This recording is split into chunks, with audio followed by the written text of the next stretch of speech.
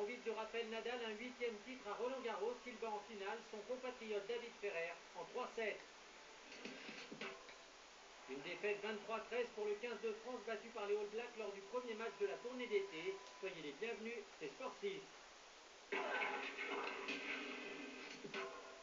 Rafael Nadal va devoir changer de chaussure, terminer le chiffre 7 à l'arrière du pied gauche. Désormais, c'est 8.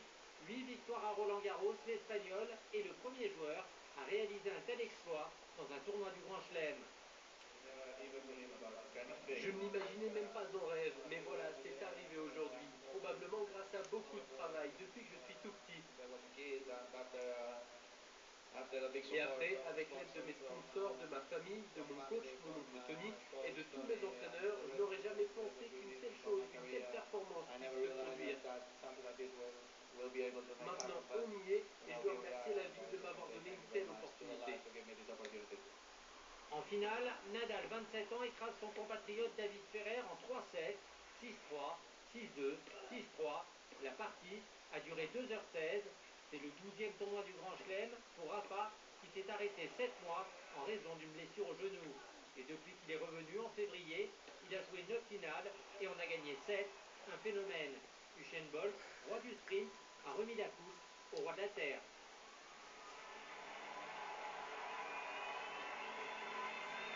On s'était dit rendez-vous dans 11 ans, 2002-2013, 11 ans après, Serena Williams triomphe à Roland-Garros, son 16e titre en Grand Chelem. L'américaine numéro 1 mondiale bat la tenante du titre, la russe Sharapova, en 2-7, 6-4, 6-4. Déception pour la paire française, Yodra Mahut, battue en finale par les meilleurs joueurs du monde, les frères Bryan, des jumeaux américains, 6-4, 4-6, 7-6.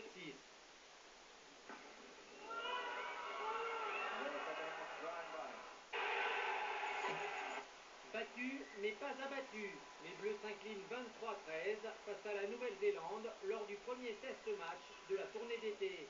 Une rencontre face aux Blacks commence toujours par un haka.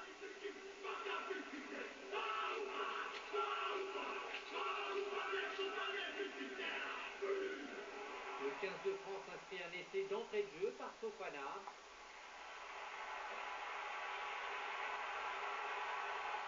La réaction des hommes en noir, un essai de Smith. Puis Kahn transperce la défense à la mi-temps. Les All Blacks mènent 17-10. La France domine la deuxième période, mais perd 23-13.